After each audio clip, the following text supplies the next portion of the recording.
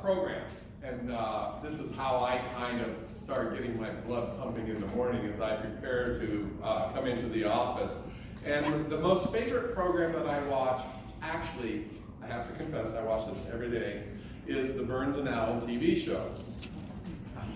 Now, if you're under 50, you probably don't even know who Burns and Allen are, but that's okay.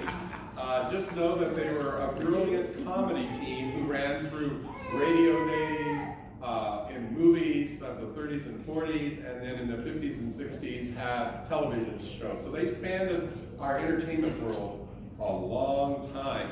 And Gracie Allen, when it comes to female comedians, is rated at the top of the list with her zany approach to life's challenges.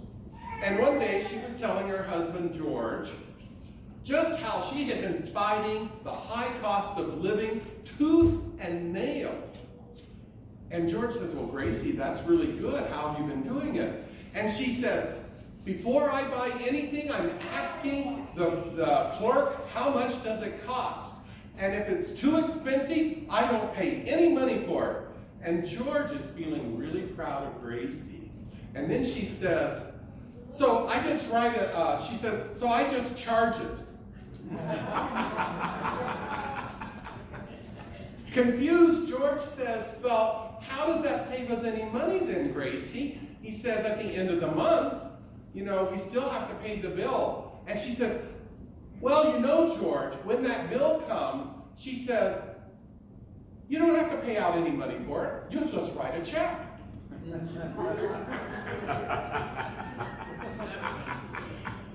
That routine reminded me of when I was a child.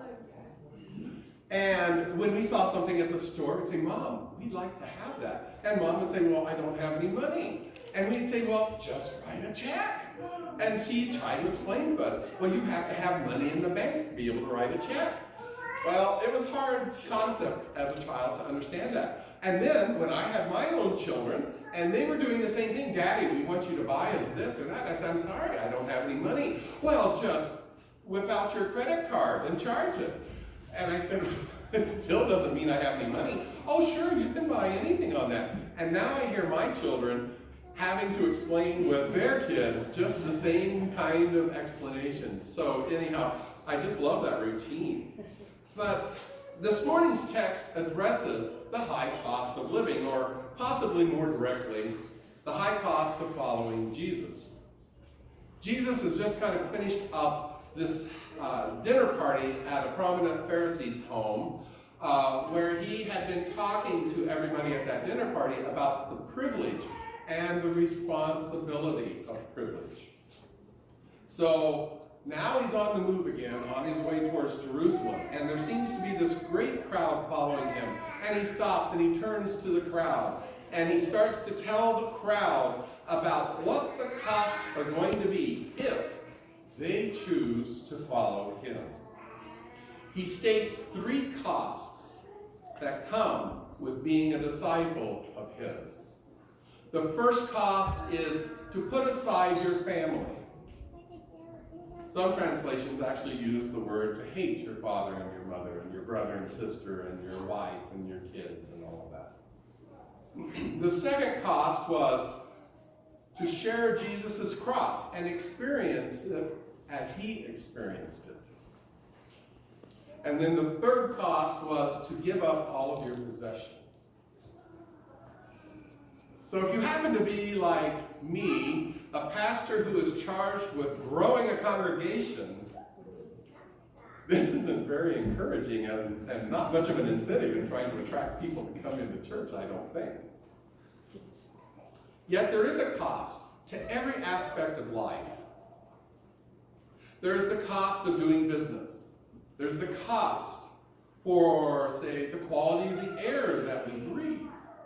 There's a cost for the quality of the water that we drink and use. There's a cost in who we associate with. There's a cost to everything in our lives. Jesus used the examples of how a wise king will not begin a war without examining the costs of what that war is going to be. And if if the cost is more than he can afford, then he'll figure out another way to help keep the peace for his people.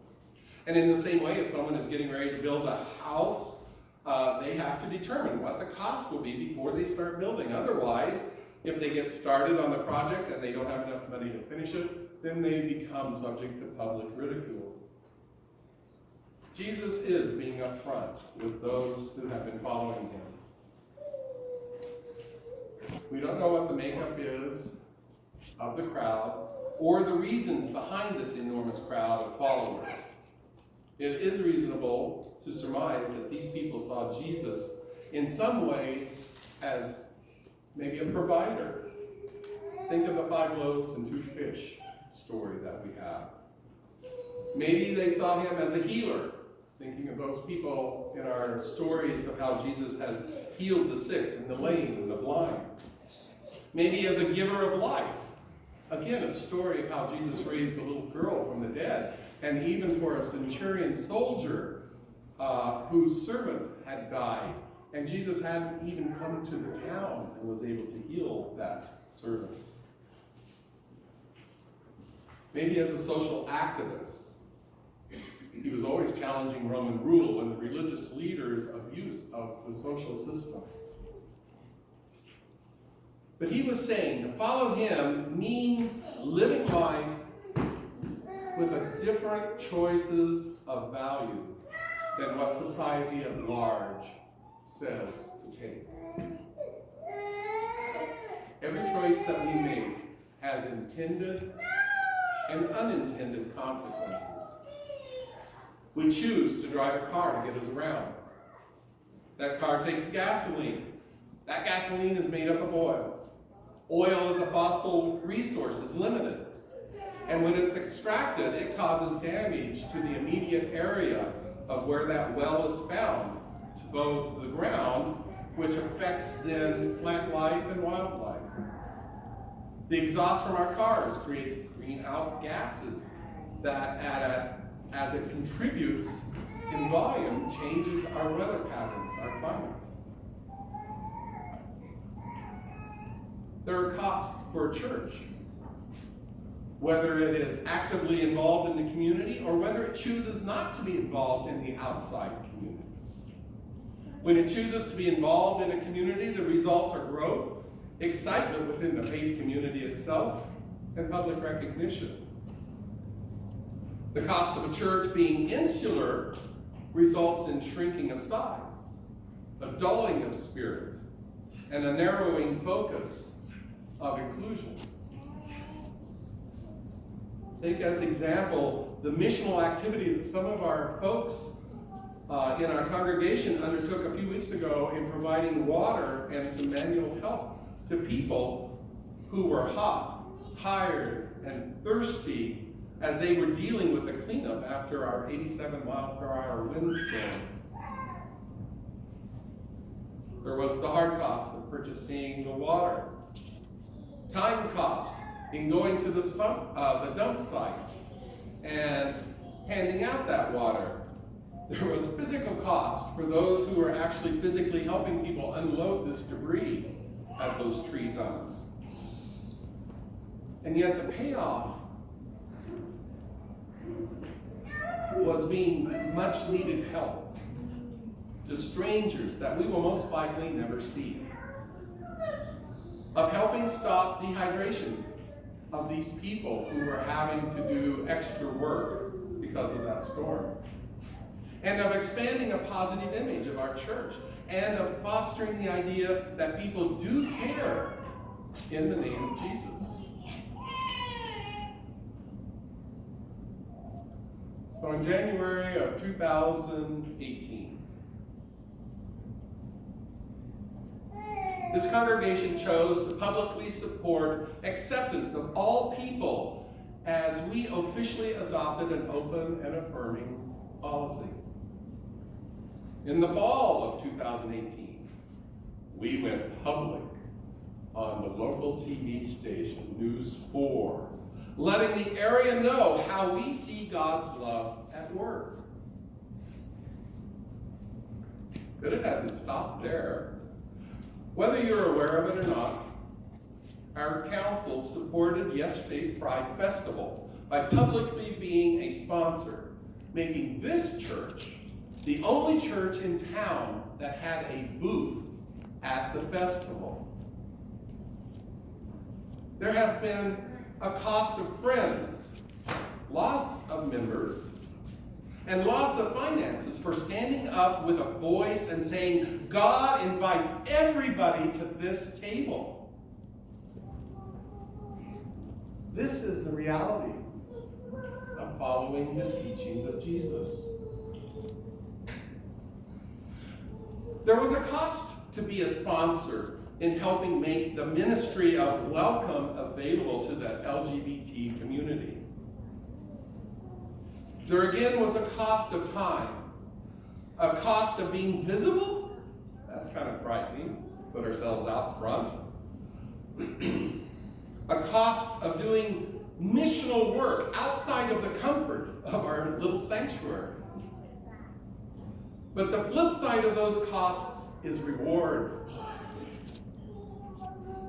There is personal growth of those people who were sitting at our table and passing out information about our congregation and visiting with all of those people who came by to collect that information. Doing the business of healing is what we were doing to people who have been so deeply wounded that they often don't believe that they are loved by God. How we were representing our church yesterday at Pioneer Park was one of the most basic ways of doing evangelism, folks, in the most natural form. People who live in small communities and on farms and ranches that came in from 40 to 60 miles to fellowship in an open and safe environment with other LGBT people and of their supporters. And in that environment allowed them on their own terms, and this is where natural evangelism takes place, where on their own terms they were able to experience our faith community and see how we understand Jesus and God's love for all of humanity.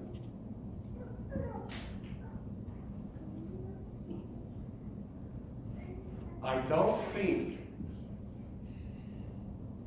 in the short run, we will understand the most powerful impact that what we did yesterday had in our community here in Grand Island. It was amazing. And we touched the lives of almost 200 people that we may never ever see. But they were able to witness a table of a group of people who say they follow Jesus in a way that they often do not hear. I applaud you for that. What does it cost to follow Jesus? At times it may seem like a lot, but the investment that a person puts into deepening their spiritual growth is nothing to the rewards that come from that kind of commitment.